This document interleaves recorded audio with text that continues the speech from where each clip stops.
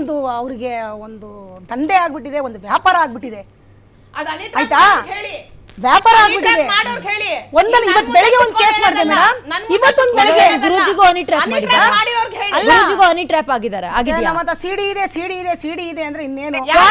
ಒಂದ್ ಸೆಕೆಂಡ್, ಆನಂದ್ ಗುರುಜಿ honey trap ಆಗಿದ್ದಾರಾ? Anand ಗುರುಜಿ honey trap ಆಗಿದ್ದಾರಾ?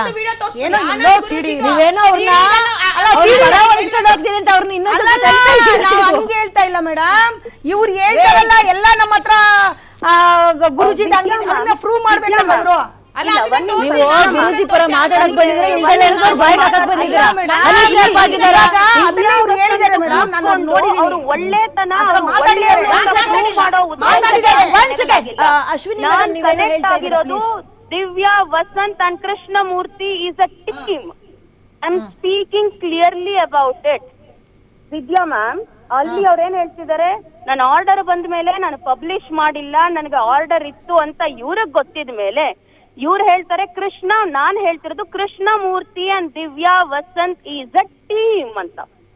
ಈಗ ಅವ್ರ ಏನ್ ಹೇಳ್ತಿದ್ರೆ, ಇವಾಗ ದಿವ್ಯಾ ವಸಂತ್ ನಾನ್ ಮಾಡದ್ನ ನನ್ನನ್ ಯಾಕೆ ಇವ್ರು ಯಾಕೆ ಅಂತ ಹೇಳಿದ್ರೆ, ನಿನ್ನ ಬಾಸ್ ಹೇಳಿದ್ದನ್ನ ನೀನು ಮಾಡದ್ಮೇಲೆ ನಿನ್ನ ಬಾಸ್ ಗೊತ್ತಿತ್ತಲ್ಲ ಆರ್ಡರ್ ಇತ್ತು ಅಂತ ತಿರ್ಗಿ ಯಾಕೆ ಹಾಕಿದ್ರಿ 7 ವಿಡಿಯೋ?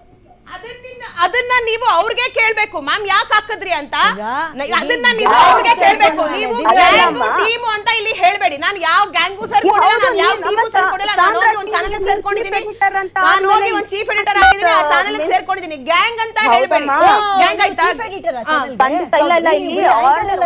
ಎಡಿಟರ್ ಮತ್ತೆಲ್ಲದರಲ್ಲೂ ಪಾತ್ರ ತಗೊಂಡಿರ್ತೀರಾ ದಿವ್ಯಾ? ಏನೇ ಪಾತ್ರ ತಗೊಂಡಿರ್ತೀರಿ? ಈಗ ಗ್ಯಾಂಗ್ ಅನ್ನೋದನ್ನ ಹೊರತುಪಡಿಸಿ ಮಾತಾಡೋದಾದ್ರೆ ನಾನ್ ಅನ್ಕೊಂಡಿದ್ದೆ ನೀವು ಒಬ್ಬ ಆಂಕರ್ ಅಲ್ಲಿ ಅವ್ರು ಏನ್ ಕೊಡ್ತಾರೆ ಅದನ್ನ ಹೇಳ್ಬರೋದು ಅಷ್ಟೇ ಅಂತ. ನೀವು ಚೀಫ್ ಎಡಿಟರ್, ಏನ್ ಆಗು ಹೋಗುಗಳು ಚಾನೆಲ್ ಮೇಲೆ ಏನ್ ಕೇಸ್ ಇದೆ, ಅವ್ರು ಏನ್ ಮಾಡ್ತಾ ಇದಾರೆ, ದಂಧೆ ಮಾಡ್ತಾ ಇದಾರೆ ಅಥವಾ ನಿಯತ್ತಾಗಿ ಜರ್ನಲಿಸಂ ಮಾಡ್ತಿದಾರೆ ಅದೆಲ್ಲ ತಿಳ್ಕೋಬೇಕು.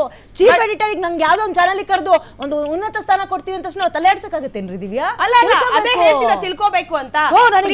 ನೀವು ಚೀಫ್ ಎಡಿಟರ್ ಅಂತ ಚಾನೆಲ್ಗೆ. ಹೌದೌದು, ಚೀಫ್ ಎಡಿಟರೇ ಆಯ್ತಾ. ಬಟ್ ನನ್ಗೆ ಇವಾಗ ಇವರು ಏನ್ ಹೇಳಿದ್ರು, ಆನಂದ್, ನಾನ್ ಸಾಮ್ರಾಟ್ ನ್ಯೂಸ್ಗೆ ಚೀಫ್ ಎಡಿಟರ್, ಎಂ ಲೈವ್ ಗೆ ಚೀಫ್ ಎಡಿಟರ್ ಅಲ್ಲ.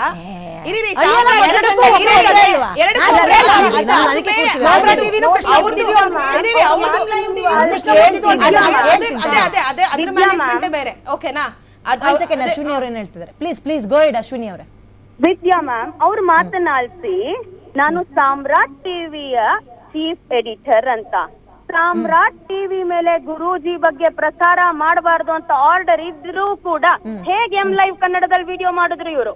ಎಸ್, ಇದಕ್ಕೆ ಒಂದು ಉತ್ತರ ಕೊಡಿ. ಈಗ ಆಂಕರ್ ಆಗಿ ಹೇಳ್ಬಿಡಿ, ಚೀಫ್ ಎಡಿಟರ್ ಆಗಿ ಆ ಚಾನೆಲ್ಗೆ ಹೇಗೆ ತಂದ್ರಿ? ಈಗ ಇರಿ, ಸಾಮ್ರಾಟ್ಗೆ ಸ್ಟೇ ತಗೊಂಡ್ಬಂದಿರೋದು ಯಾವಾಗ 2024 ನಲ್ಲಿ. ನನಗದು ಗೊತ್ತಿಲ್ಲ. 2024 ಅಲ್ಲಿ ಅವ್ರ ಕಾರ್ ಅಡ್ಡ ಹಾಕಿ ಏನೋ ಇದು ಮಾಡಿದಾರೆ, ಅದು ನಾನು ಅಲ್ಲ.